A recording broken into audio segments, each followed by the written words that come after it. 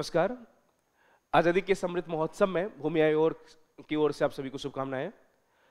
दरअसल आज़ादी के समृद्ध महोत्सव के इस समय में हम चाहते हैं कि कुछ हम लोग एक डिस्कशन करने जा रहे हैं कि आज़ादी के इन 75 सालों में हमने क्या पाया, क्या खोया और क्या वे फॉरवर्ड हमारे लिए क्या कुछ बाकी हैं, चीज़ें कैसे हमारे लिए हम आगे क्या कर सकते हैं। कहा जाता है यूं तो आज़ादी के अभी बहुत साल हमारे नहीं बीते हैं, 75 ईयर बीते हैं और 75 ईयर की यदि बात करें तो एक राष्ट्र के जीवन में, एक व्यक्ति के जीवन में भले ही ये बहुत महत्वपूर्ण रहा हो, 75 ईयर लाइफ के अंतिम स्टेज होता है, लेकिन राष्ट्र के स्टेज में यदि हम बात कर लें तो एक राष्ट्र के स्तर पे ये बहुत ही कम न्यूनतम समय होता है, जीवन का एक शैशव काल होता है। एक राष्ट्र की आयु कम से कम 1000 साल हो, 2 से 10,000 साल, लाख सालों में मानी जाती है। एक सभ्यता और संस्कृति के दौर में यदि मानेंगे तो एक व्यक्ति के जीवन का जो 2, 4, 5 साल की उम्र होती है एक सभ्यता के विकास के दौर में या एक देश के स्तर पे 75 ईयर या 80 या 100 ईयर का जो दौर होगा वो मुश्किल 4-5 साल की फीलिंग होंगी। अब इस आधार पर यदि हम बात करें तो आज़ादी के अभी हम शैशव काल में है कि बहुत महत्वपूर्ण टाइम नहीं हुआ, लेकिन फिर भी एक व्यक्ति के स्तर पर यदि बात कर लें तो 75 साल एक बहुत बड़ी टाइम हुई, बहुत बड़ी लंबा समय का गैप हुआ। इस समय के गैप में हमारी ये नेसेसिटी है, हमारी ये चुनौतियां हैं, हमारे लिए ये आवश्यक भी है कि हम अपने टाइम पीरियड को एसेस करें। एसेस करने का मतलब ये हुआ कि इन 75 सालों में चाहे परिस्थितियां जो भी बनी हो, हमने अपने उपलब्ध संसाधनों का कैसे इस्तेमाल किया, हमने अपनी उपलब्ध जो इनेट हमारी पोटेंशियल थी, जो अंतर्निहित हमारी क्षमताएं थी, उन क्षमताओं का इस्तेमाल कैसे किया, कितना फ्लरिश कर पाए, किस स्तर तक हम अपनी क्षमताओं को यूटिलाइज कर पाए और उन यूटिलाइजेशन के दम पे भारत में जो निहित विसंगतियां थी, व्हाट्सएप जो रिजोनेंस थे, जो इश्यूज थे, उसको किस हद तक हम लोग कंप्लीट कर पाए, खत्म कर पाए। आइए देखते हैं इस मुद्दे की यदि बात करते हैं। कहा जाता है कि आज़ादी के संध्या पे यदि बात करें तो आज़ादी की संध्या हमारे लिए एक अच्छी खबर, एक खुशी, सुकूनदायक माहौल के साथ साथ एक दुखदायक माहौल भी था। आज़ादी के दौर जस्ट तुरंत बाद आपने देखा होगा कि पाकिस्तान और बांग्लादेश के रूप में, उस टाइम में तो केवल पाकिस्तान के रूप में, एक भारत का बहुत बड़ा हिस्सा हमसे अलग हो गया, हमें खोना पड़ा उसे। ये एक बहुत दुखद दौर था। इसके बाद कुछ और भी दुखद स्थितियां बनी कि भारत और पाकिस्तान के बीच में जब जमीन का बंटवारा हुआ, रिसोर्सेज की बंटवारा हुआ, तो आपको आश्चर्य होगा कि भारत के 2 सबसे प्रमुख क्षेत्र, जो कृषि का डेवलप क्षेत्र था पंजाब, वो चला गया पाकिस्तान, और जो औद्योगिक संकुल था, औद्योगिक रूप से जो सबसे महत्वपूर्ण पार्ट था, वो था ढाका, बांग्लादेश की आज की राजधानी, उस दौरान में पाकिस्तान, पूर्वी पाकिस्तान चला गया। जनसंख्या के डिविडेंड की जब बात आई तो जनसंख्या का जो ट्रांसफॉर्मेशन, जिस रूप में जनसंख्या का ट्रांसफर भारत से पाकिस्तान और पाकिस्तान से भारत का होना था, वैसा नहीं हुआ। स्थितियां कुछ यूं बदली कि भारत से तो माइग्रेशन हुआ नहीं, लेकिन पाकिस्तान से जत्थे के जत्थे लोग भारत आ गए। अर्थात ये हुआ कि हमारे रिसोर्सेज तो बहुत कम थे, जो डेवलप, उसमें कम रिसोर्सेज में भी जो डेवलप्ड रिसोर्सेज था वो सारा का सारा डेवलप्ड रिसोर्स पाकिस्तान चला गया, और जो जनसंख्या की भार थी उसमें भी वो जनसंख्या जो कार्यशील नहीं थी, वो जनसंख्या यदि माइग्रेटेड के रूप में, प्रवासी के रूप में जो जनसंख्या थी, वो जनसंख्या भारतीयों में जिसकी बहुत ही आमद हो गई। नतीजा ये हुआ कि हम लोग एक क्राइसिस के दौर में गुजरे। उन तमाम क्राइसिसों को झेलते हुए आज की भी यदि बात करें, आपको आश्चर्य होगा, भारत के पास आज भी लगभग 2.4% के आसपास लैंड सिस्टम है, जमीन है। भारत के पास जमीन तो 2.4% है, उसमें भी कुछ हिस्सा पीओके और अक्साई चीन के रूप में चाइना और पाकिस्तान ने कैप्चर कर रखा है। लेकिन एक बड़े स्तर पर यदि बात करें तो हमारी जो एवरेज मान लो 2.4% जमीन है ही, तो भारत की जनसंख्या की यदि बात करें इस तुलना में, इस परिप्रेक्ष्य में, तो भारत की जनसंख्या लगभग 18% से ज्यादा है वैश्विक स्तर पे। आप सोचो 2.4% हमारी जमीन है और जनसंख्या हमारी 18% से अधिक है, क्या हालात बनेंगी। चलो यहां तक तो ठीक था। यदि पानी जैसी मूलभूत निहित आवश्यकताओं की बात करें तो पानी भी भारत में 6% की अवेलेबिलिटीज है। मतलब जमीन के हिसाब से सोचें तो भारत में पानी की अवेलेबिलिटी तो बहुत है, लेकिन यदि इसे हम वैश्विक परिप्रेक्ष्य में देखें, जनसंख्या के परिप्रेक्ष्य में देखें, जनसंख्या के प्रोपोर्शनेट आनुपातिक रूप से देखें तो पानी भी बहुत कम है। नतीजन वाटर के लिए मारामारी होने की संभावनाएं हैं। और ये केवल भारत ही नहीं, स्पेशल दक्षिण एशिया की समस्याएं हैं। और कहा जाता है कि भविष्य की जो तीसरा विश्व युद्ध होगा वो पानी के दम पे ही होगा। तो भारत में पानी की भी इतनी स्कैर्सिटी है। यद्यपि हम नदियों के देश हैं, लेकिन नदियों के देश होने के बावजूद भी आनुपातिक रूप से, स्पेशली जनसंख्या के अनुपात में, पानी की अवेलेबिलिटी बहुत कम होंगी। यहां तक ठीक है। यदि हम पारंपरिक कन्वेंशनल रिसोर्सेज की बात करें, तो जो कन्वेंशनल रिसोर्सेज आज के लिए लाइफ ब्लड होता है, लाइफ ब्लड होने का मतलब ये होगा जो जीवन का आधार होता है, पूरी सभ्यता, संस्कृति एंड समाज का आधार है कन्वेंशनल रिसोर्सेज, कोयला, डीजल, पेट्रोल एटसेट्रा। इस मामले में यदि हम बात करें तो इसकी अवेलेबिलिटीज हमारे पास केवल 0.6% के आसपास है। अब सोचिए 0.6% अवेलेबिलिटीज और 18+% जनसंख्या का निर्वहन कैसे हो सकता है। ये बहुत ही अपने आप में हृदय विदारक, बहुत ही टफ, बहुत ही अवश्य, मतलब एक ऐसी है, बहुत ही चुनौतीपूर्ण कार्य है।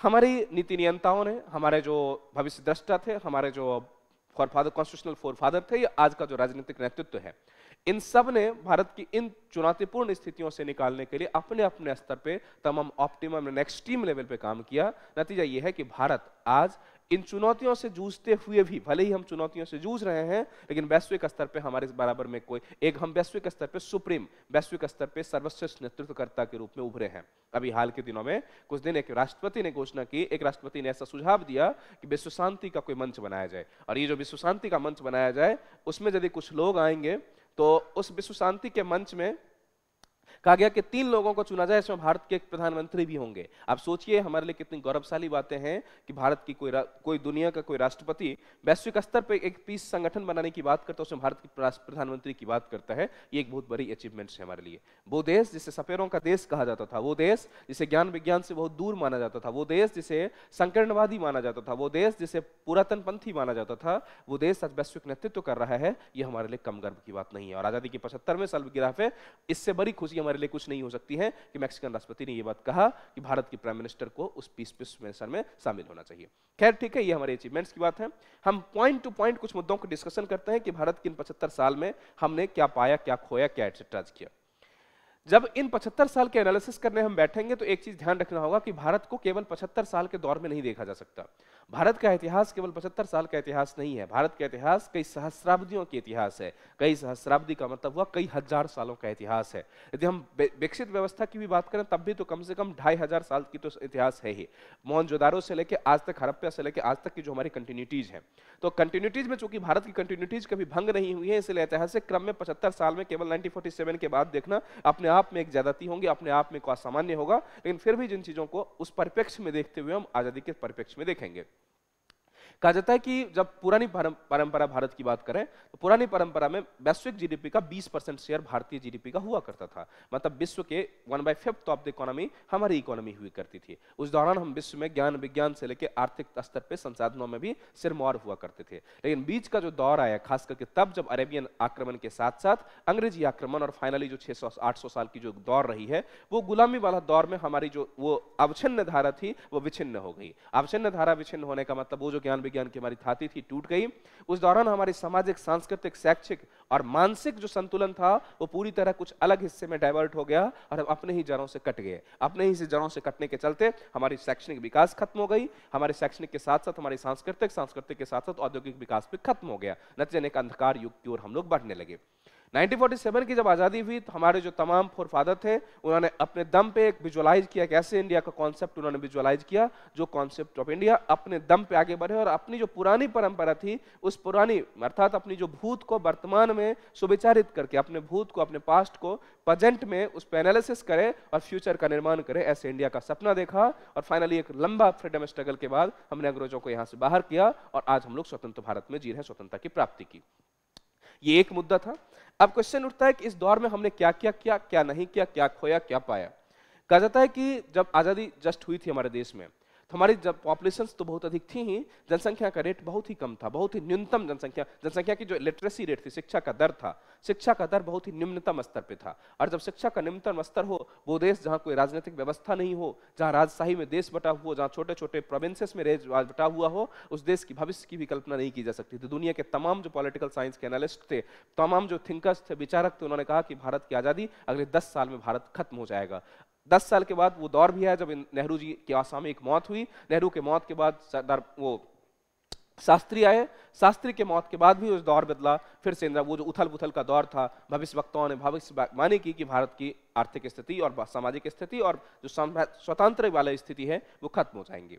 लेकिन बाद में फिर से भारत उठ खड़ा हुआ। उस राख से उठ खड़े होने की हमारी क्षमता होती है, उस राख से हम उठ खड़े हुए। उठ खड़े होने के बाद फिर से इंदिरा गांधी आई। इंदिरा गांधी के दौर में देश आगे बढ़ा, आपातकाल भी आया। आपातकाल के दौरान में फिर कहा जाने लगा कि देश बर्बाद हो जाएगा, लेकिन आपातकाल में देश बर्बाद नहीं हुआ। आज हम लोग 2022 में जी रहे हैं, फिर से हमारा देश वैश्विक नेतृत्व के लिए खड़ा हुआ है। मतलब ये था कि वो देश, वो कल्पना है जहां रिसोर्सेस की, जहां क्यूरियोसिटीज की, जहां एजुकेशन की, जहां शिक्षा व्यवस्था की, प्राचीन ज्ञान विज्ञान की थाती खत्म कर दी गई हो, वो देश जो पूरी तरह किसी पर निर्भर हो खाने तक के लिए। यहाँ तक आपको पता होगा ग्रीन की PL 480 प्रोग्राम था। भारत में गेहूं नहीं होता था, खाने के लिए हमारे पास कुछ होते नहीं थे, पूरी दुनिया हमें भीख देती थी, उस गेहूं से हम अपना जीवन यापन करते थे।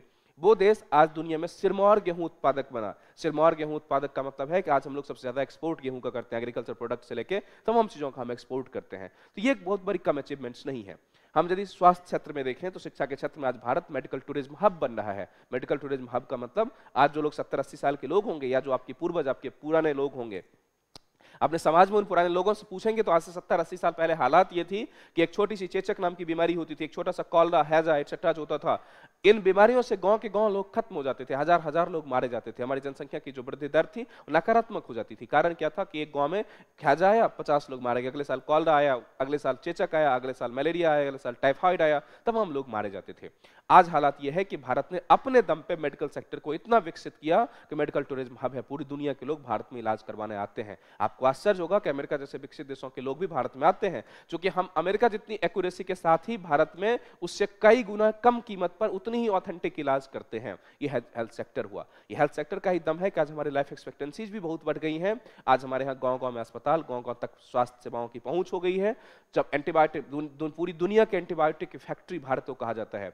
नतीजन ये है कि पूरी दुनिया में जहां भी एंटीबायोटिक्स या पूरी दुनिया में जो मेडिसिन की सप्लाई है उसके चेन का मुख्य सेंटर भारत हो गया है। ये कम बड़ी उपलब्धि नहीं है। कहा जाता है कि भारत यदि अपना मेडिकल आज सप्लाई बंद कर दे तो पूरी दुनिया में मेडिकल तबाही आ जाएगी, मेडिकल सुनामी आ जाएगी।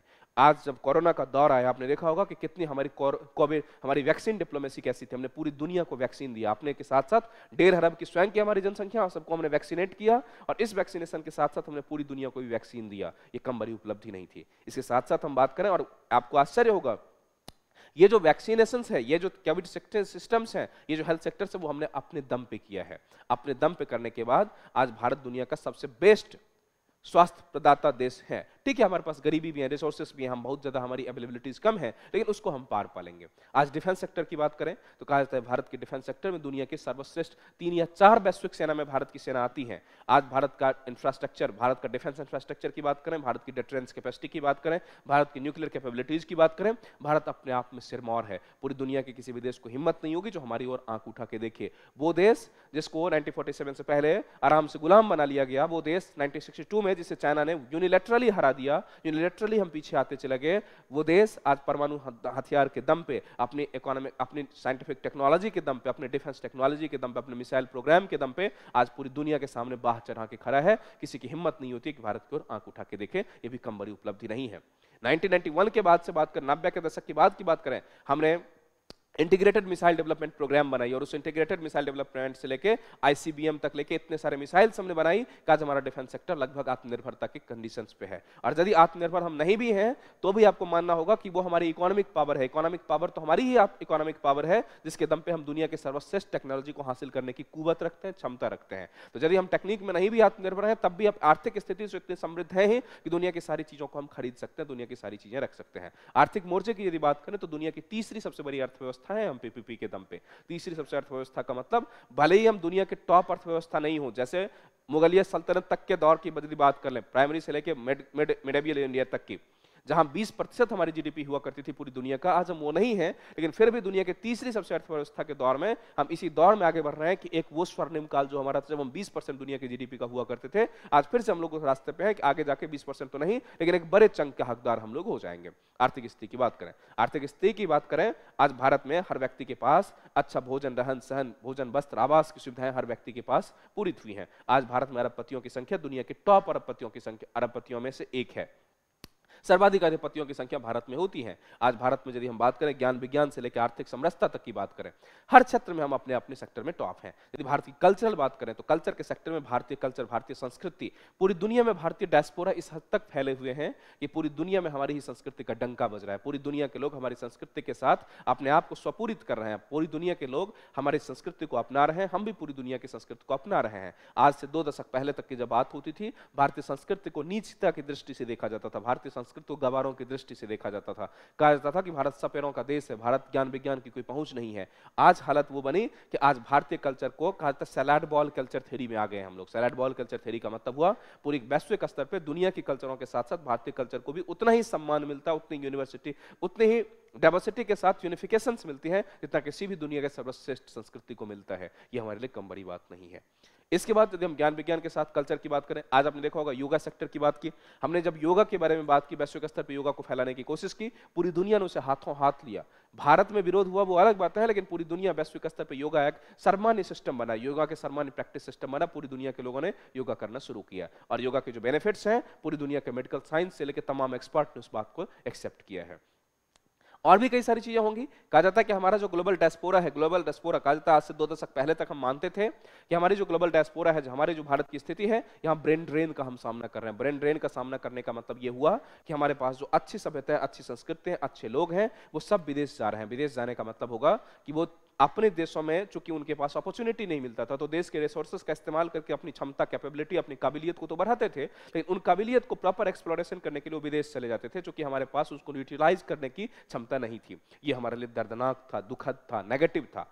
लेकिन आज भारत उस स्थिति में पहुंच चुका है कि वो जो डायस्पोरा जो अमेरिका, लंदन से लेकर जापान से लेकर बर्मिंघम तक रह रहे हैं, वो आज उनको यूटिलाइज करने की हमारी क्षमता विकसित हुई और आज वो लोग अपने देश के लिए कुछ करना चाहते हैं। और इसीलिए डायस्पोरा हमारे लिए आज ब्रेन ड्रेन नहीं, ब्रेन गेन हो गया। हालत ये बनी, अमेरिका हो, फ्रांस हो, जर्मनी हो या जापान हो, जहां भी बात करें, अमेरिका जैसे देश में 3% भारतीय हैं और यदि 3% की संख्या हमारी होंगी तो आपको आश्चर्य होगा कि 3% या 0.3%, जितना भी परसेंटेज की बात हो, 1% पीपल, हम 30% पीपल को इन्फ्लुएंस करने की कैपेसिटी रखते हैं। मतलब ये होगा कि भारतीय भले ही मुट्ठी भर अमेरिका में हो, लेकिन अमेरिका के 30% जनसंख्या को हम इन्फ्लुएंस करने की कैपेबिलिटी रखते हैं। और जब 30% जनसंख्या को कैपेबल कर लेंगे, तो चाहे राष्ट्रपति क्लिंटन हो या हिलेरी क्लिंटन हो या डोनाल्ड ट्रंप हो या ओबामा हो या जो बाइडेन हो, जो भी राष्ट्रपति हो, भारत के खिलाफ, चाहे विचारधारा उनकी कुछ भी हो, भारत के खिलाफ जाने की हिम्मत नहीं कर सकते। यही हालत जर्मनी की भी है, यही हालत जापान की भी है, यही हालत फ्रांस की भी है। मुद्दा यह है कि वो जो ब्रेन डायस्पोरा था हमारा, जो ब्रेन ड्रेन होके बाहर निकला था, आज ब्रेन गेन होके डिविडेंड को भेज रहा है। ये दुनिया में भारत की एक अच्छी बातें हैं।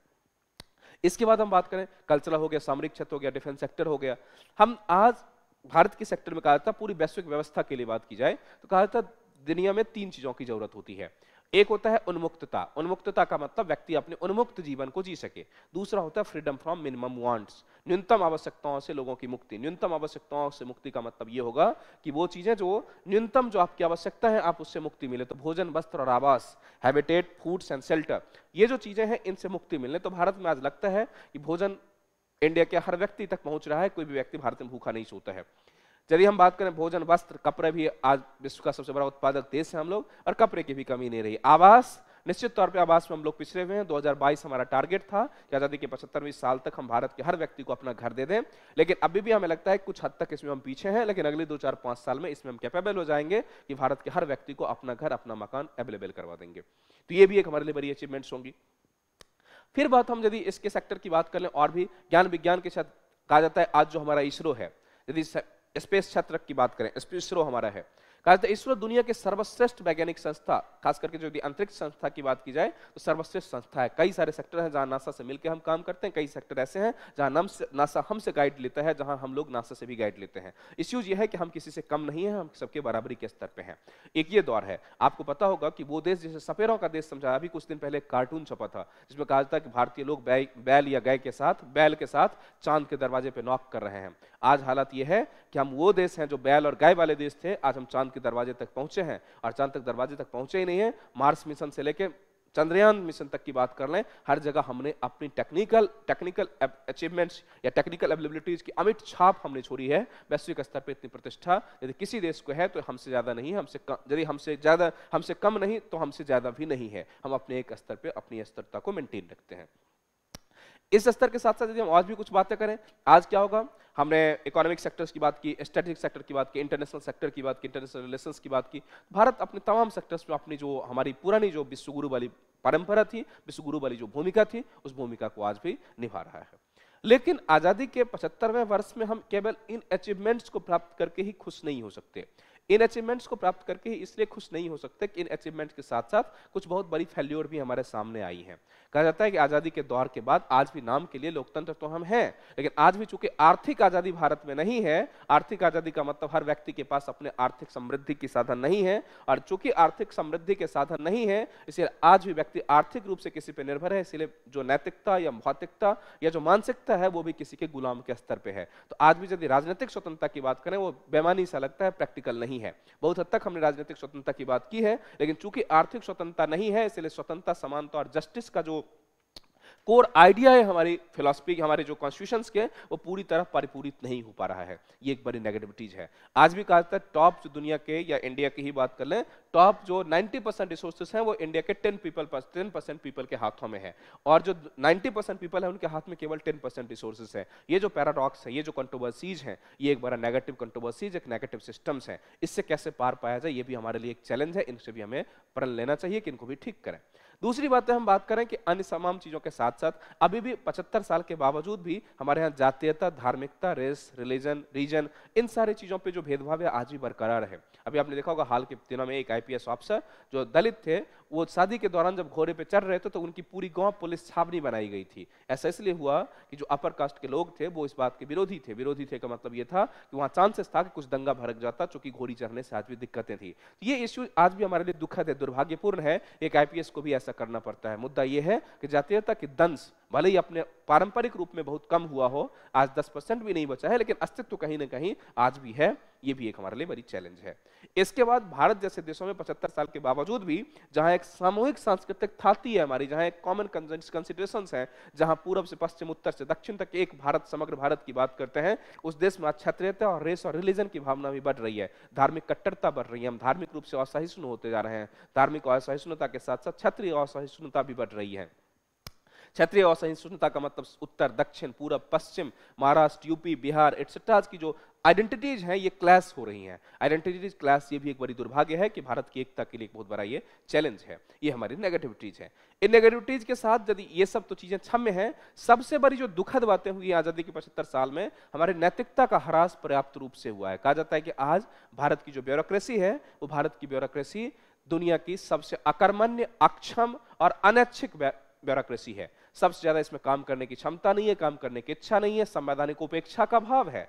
होना यह चाहिए कि संवैधानिक अपेक्षाएं होनी चाहिए, लेकिन आज जो हमारी ब्यूरोक्रेसी है, हमारे जो पॉलिटिकल लीडरशिप्स हैं, या जो भी इस समाज के बड़े लोग हैं, उनमें उपेक्षा का भाव अधिक है। चाहे वो सामाजिक उपेक्षा हो, चाहे वो सामाजिक अपेक्षा हो, या सांस्कृतिक अपेक्षा हो, या व्यक्तिगत अपेक्षा हो, या सामूहिक, जैसा भी अपेक्षाएं हैं, हर एक अपेक्षाओं के प्रति उनकी उपेक्षाएं बढ़ती जा रही है। मतलब अपेक्षाओं की उपेक्षा का मतलब ये हुआ कि व्हाट्सएवर भी दे आर असाइंड, व्हाट्सएवर भी जो चीजें उनसे उम्मीद की जाती है, उन उम्मीदों से वो परे हटते चले जा रहे हैं। ये भी एक बड़ी दुर्भाग्य है। आज आपने देखा होगा ब्यूरोक्रेट्स, पॉलिटिशियंस, जो लोग संविधान पे शपथ रखते हैं, वो आईएएस अधिकारी जो एथिक्स पढ़ के आईएएस बनते हैं, वो आईएएस बनने के बावजूद भी उतने ही बड़े करप्ट, उतने ही भ्रष्ट होते हैं। ना तो उन्हें देश से समाज मतलब होता है, ना समाज से मतलब होता है। वो जन सेवा के बजाय व्यक्तिगत सेवा पे अपनी ध्यान केंद्रित करते हैं। ये भी एक बड़ी दुखद बातें हैं। और दुखद इसलिए नहीं है कि करप्शन है। चाणक्य ने कहा है करप्शन खत्म नहीं हो सकता, लेकिन समस्या यह है कि वो पढ़ा लिखा तबका, वो पढ़ा लिखा व्यक्ति जिससे हम उम्मीद करते हैं कि समाज को राह दिखाए, वो व्यक्ति, वो नेतृत्व करता, वो सामाजिक क्षमता, इसमें सबसे ज्यादा ये नेगेटिविटीज पाई जाती हैं। ये सबसे दुखद बातें हैं। आज कहा जाता है जो आतंकवादी घटनाएं हैं, चरमपंथ की घटनाएं हैं, जो असहिष्णुता, इंटॉलरेंस की घटनाएं हैं, उसमें कौन है आगे? कहा जाता है आज भी जो ग्रामीण समाज में जाएंगे, जहां कम पढ़े लिखे लोग हैं, ग्रामीण समाज में जहां कम विकसित लोग हैं, उनमें इतनी छल प्रपंच, इतनी नेगेटिविटीज नहीं भरी पड़ी है। ये सब पढ़े लिखे सो कॉल तथाकथित रूप से जो बुद्धिजीवी हैं, बुद्धिजीवी लोगों में ये छल प्रपंच और सहिष्णुता, इंटॉलरेंस इत्यादि भरी हुई है। तो कहा जाता है कि ये भी एक बड़ी नेगेटिविटीज है। हमने शिक्षा के दायरे को, इसका कारण क्या है? इसका कारण यह है कि हमारी जो शिक्षा व्यवस्था रही है, हमारी जो सामाजिक परंपरा रही है, वो आज भी हमारी जो फ्रेम ऑफ रेफरेंस है, हमारी जो थॉट प्रोसेस है, हम पश्चिम के नजरिए से चीजों को देखते हैं। और ये जो पश्चिम के नजरिए से देखने की नजरिया है, इसे हम अपने आप के प्रति हीन भावना से ग्रसित हो गए हैं। और ये जो हमारी हीन भावना से ग्रसित होना, इसको कहते हैं जेनोसेंट्रिसिज्म। जेनोसेंट्रिसिज्म का मतलब यह हुआ कि हमें अपनी ही संस्कृति, अपनी ही सभ्यता, अपने ही पूर्वज, अपने ही सिंबल्स, अपनी रेफरेंस से हमें घृणा होने लगी। हम अपने ही, आज कहा जाता है कि हम लोग इंडियन पीपल थे, हमारे यहाँ कहा जाता था कि लॉर्ड शिवा ने लॉर्ड गणेशा का सर काटा और हाथी का सिर जोड़ दिया। इस बात से हम खुद ही सेम असेम्ड फील कर रहे थे कि क्या पागलपन है। लेकिन वही बातें जब इंग्लैंड के वैज्ञानिकों ने सुअर के लंग्स में या सुअर के हार्ट में ह्यूमन हार्ट को ट्रांसप्लांट किया, तो ये बातें हमें दिक्कत नहीं लगी। उस बात को हमने साइंटिफिक अचीवमेंट्स माना। लेकिन आपके पूर्वजों ने जब इस बात की कल्पना की थी, तो उसे उन्हें असेम्ड महसूस होता है। इसको कहते हैं जेनोसेंट्रिसिज्म। तो आज हम भारतीयों में जेनोसेंट्रिसिज्म भी बहुत हद तक बढ़ गया है। ये भी एक गलत बात है। हाँ, पिछले कुछ सालों से जेनोसेंट्रिसिज्म से हम लोग आगे बढ़ रहे हैं, जहां अपनी संस्कृति, अपनी सभ्यताओं पर हमें गर्व भी महसूस हो रहा है, और ये होना भी चाहिए। तो एक ये सबसे बड़ी दुर्भाग्य है कि हम जेनोसेंट्रिसिज्म की ओर बढ़ रहे थे। ये भी एक बड़ी समस्याएं हैं।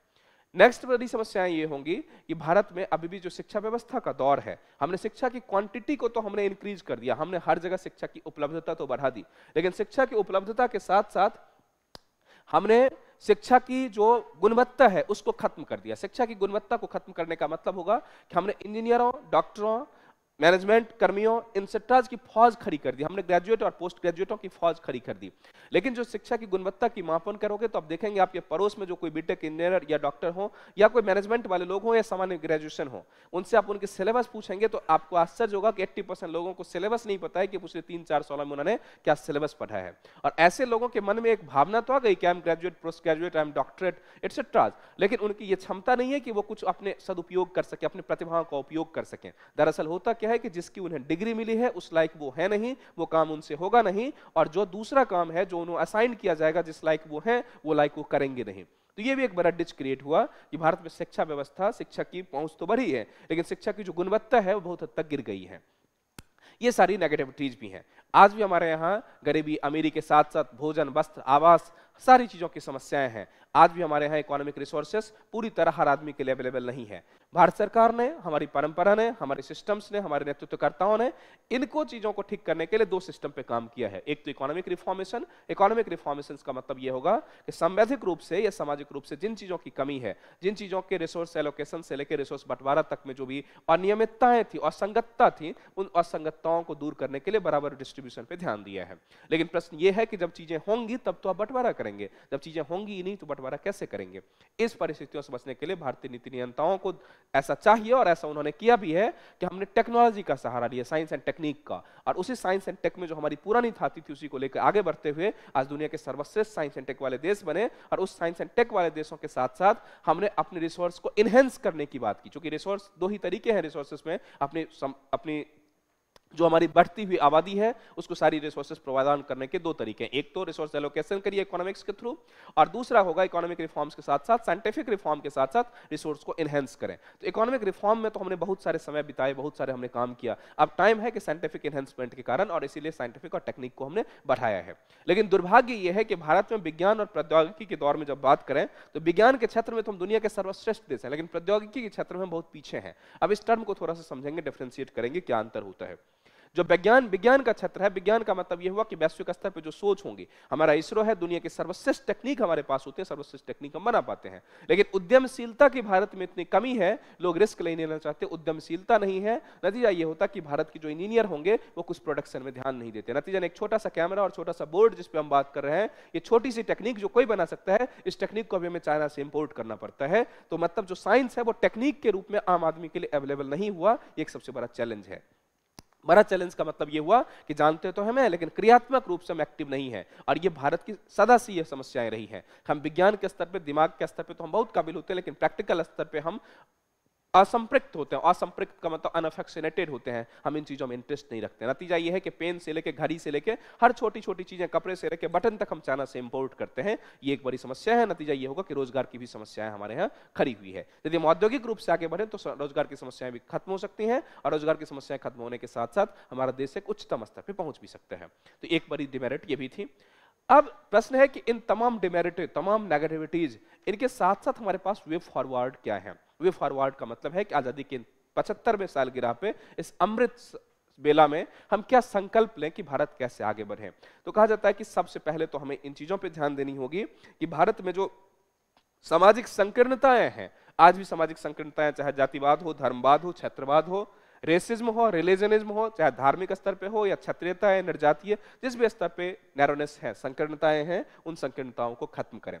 दूसरी सबसे बड़ी संकल्प हमें ये लेना होगा कि भारत में जो हमारे विकास का क्रम है, विकासक क्रम सार्वभौमिक विकासक क्रम होना चाहिए। सार्वभौमिक विकासक क्रम के साथ साथ वितरणात्मक विकास होना चाहिए। वितरणात्मक विकास का मतलब ऐसा विकास होना चाहिए जिसमें देश के विकास के समग्रता के साथ साथ व्यक्तिगत समग्रता भी इंक्लूडेड हो, अर्थात देश का अनडिस्प्यूटेड, मतलब ऐसा हम लोग कहें कि अनइक्वल डिस्ट्रीब्यूशन के साथ साथ डिवीजन नहीं हो। जैसे ये हमने कहा कि 10% लोगों के पास 90% संपत्ति हो और 90% लोगों के पास 10% संपत्ति हो, ऐसा नहीं हो। इक्वल तो खैर पॉसिबल नहीं है, लेकिन उस अनइक्वलिटी के साथ साथ कुछ ऐसे हो जिस सिस्टम के साथ साथ पूरी देश में एक समग्र जो रिसोर्सेस संसाधन है उसका समुचित और सम्यक वितरण हो सके, ताकि हर व्यक्ति में एक अपनी स्वाभिमान जग सके, सेल्फ एस्टीम व्यक्ति हो सके।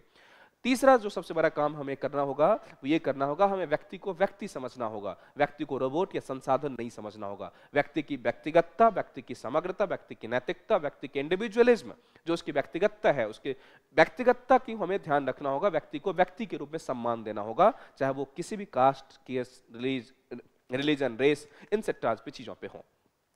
अगला जो महत्वपूर्ण काम होगा भारत की आजादी के साथ साथ इस 75वें सालगिरह पे हम जो संकल्प लें वो ये है कि हमें नैतिक बनना चाहिए, हमें अकाउंटेबल एंड रिस्पॉन्सिबल बनना चाहिए। नैतिकता का क्षरण ही है कि भारत में आज मेडिकल साइंस तो बहुत आगे है, लेकिन नैतिकता का क्षरण ही आपने देखा होगा कि जो डॉक्टर्स हैं वो अनावश्यक टेस्ट लिखते हैं। अनावश्यक टेस्ट का मतलब एक गरीब आदमी, कहा जाता है इंडिया के लोग जितना कमाते हैं उसका 25% अपने जो बीमारियां हैं उनमें खर्च कर देते हैं। एक लॉयर है, अच्छा लॉयर तो है, लेकिन अनावश्यक मुकदमों को लटकाता है।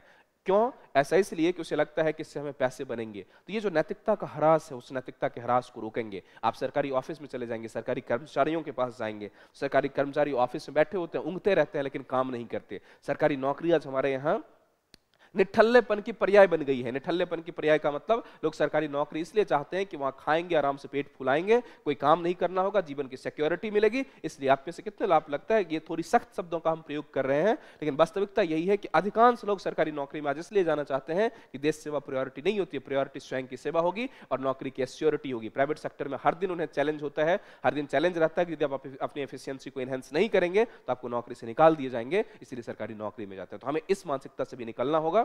दूसरी, हमें एंटरप्रेन्योरशिप की ओर ध्यान देना होगा। हमें नौकरी सृजक बनना चाहिए, नौकरी करने वाला नहीं, नौकरी देने वाला बनना चाहिए। इन चीजों पे भी ध्यान रखना चाहिए।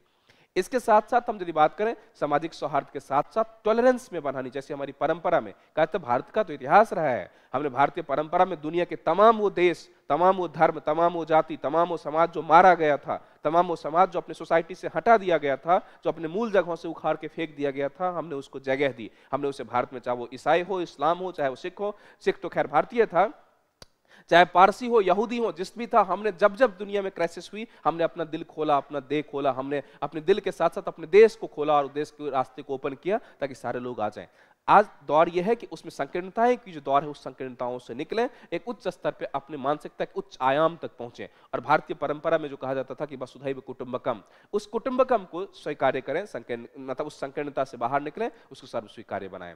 आजादी के इस अमृत महोत्सव पे हम उम्मीद करते हैं कि इन चैलेंजों के साथ साथ हम एक संकल्प लें कि देशवासियों के, देश को जैसी हमारी जितनी निहित क्षमता है, अंतर्निहित क्षमताओं के साथ साथ उस क्षमताओं के साथ देश का विकास करेंगे। Thank you. जय हिंद।